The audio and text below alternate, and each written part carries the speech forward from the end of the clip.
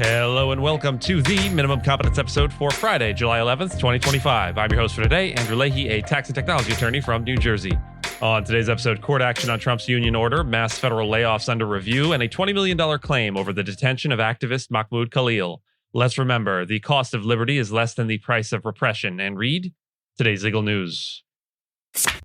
On this day in legal history, July 11th, 1958, Richard and Mildred Loving were arrested in Central Point, Virginia, for violating the state's Racial Integrity Act, which banned interracial marriage. The couple had legally wed in Washington, D.C., but upon returning to Virginia, they were charged with, quote, cohabiting as man and wife against the peace and dignity of the Commonwealth.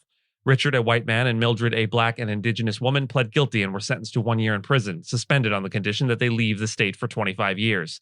The Lovings relocated to Washington, D.C., but their desire to return home ultimately led to a pivotal civil rights case. In 1963, they wrote to Attorney General Robert F. Kennedy, who referred them to the ACLU. Attorneys Bernard Cohen and Philip Hirschkop took up their case, arguing that Virginia's law violated the equal protection and due process clauses of the 14th Amendment.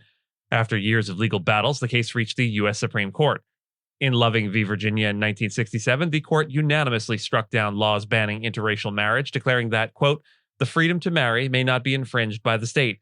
Chief Justice Earl Warren wrote that Virginia's law served no legitimate purpose, quote, independent of invidious racial discrimination. The decision invalidated similar laws in 15 other states. The Lovings never sought to become civil rights icons. They simply wanted to live as a married couple in their home state. Their quiet determination reshaped American constitutional law, affirming marriage as a fundamental right and setting a legal precedent that continues to influence equal protection jurisprudence today. The Ninth U.S. Circuit Court of Appeals temporarily paused a lower court ruling that had blocked President Donald Trump's executive order removing collective bargaining rights for large segments of the federal workforce. U.S. District Judge James Donato had issued an initial injunction in June, finding the executive order likely violated federal employees' First Amendment rights and targeted unions viewed as adversarial to Trump. The appeals court's administrative stay keeps the order in limbo while it considers the administration's appeal, with oral arguments scheduled for July 17th. Trump's order affects 21 federal agencies and would make it easier to discipline or fire employees while restricting union challenges. The order notably broadened national security exceptions to collective bargaining beyond intelligence agencies like the CIA and FBI. Unions argue the move is retaliatory and affects many workers who don't handle national security matters. Earlier, a Washington, D.C. judge blocked the same order at 7 agencies, including the DOJ and Treasury, but that ruling has also stayed pending appeal. The Trump administration has also filed lawsuits to void existing union contracts, though one such suit by the Treasury was dismissed for lack of standing. A related case remains pending in Texas. The White House is currently reviewing federal agency layoff plans following a recent U.S. Supreme Court decision that permits large-scale downsizing of the government workforce. 2 senior officials confirmed the review is aimed at minimizing future legal challenges by ensuring all plans comply with congressional rules and civil service regulations. Coordination is being handled through the White House counsel's office and the Office of Personnel Management. Although no specific timeline has been announced, officials say the layoffs are an immediate priority with a goal to reduce the size of government swiftly. The ruling, welcomed by the Trump administration, allows agencies to act on plans developed earlier this year under the guidance of the Department of Government Efficiency, led by Elon Musk. However, the administration acknowledged that labor contracts and due process protections still apply, and lawsuits are expected even if the legal thresholds are met. The State Department has already confirmed it will begin issuing termination notices imminently, having proposed nearly 2,000 job cuts in May. Overall, about 260,000 federal employees have already exited through firings, resignations, or early retirements since January. The layoffs are expected to affect more than a dozen departments, including agriculture, commerce, and veterans affairs. Mahmoud Khalil, a Columbia University student and permanent U.S. resident, has filed a $20 million claim against the Trump administration, alleging false imprisonment and malicious prosecution.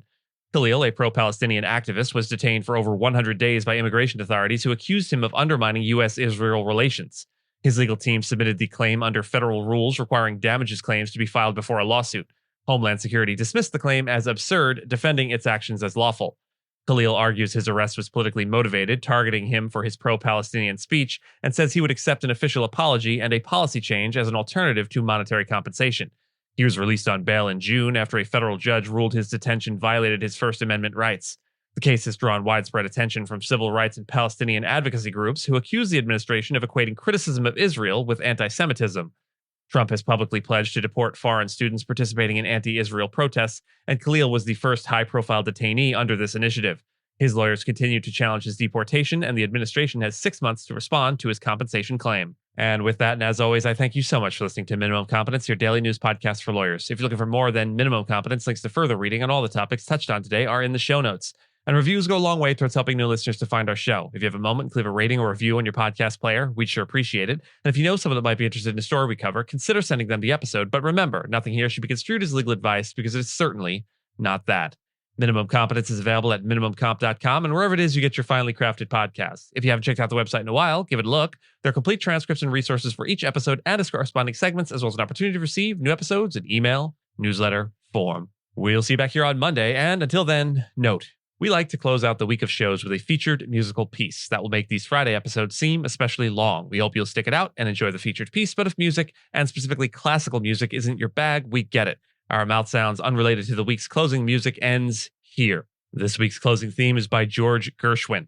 This week's closing theme is dedicated to one of America's most iconic composers, George Gershwin, who died on July 11th in 1937 at just 38 years of age. Though his life was short, Gershwin's musical legacy is vast, bridging the worlds of classical music and jazz with unprecedented flair. His compositions resonate with a distinctively American voice, and no piece captures that better than Rhapsody in Blue. Premiered in 1924, the work opens with a now famous clarinet glissando and bursts into a vibrant, restless energy that seems to embody the optimism and chaos of early 20th century New York.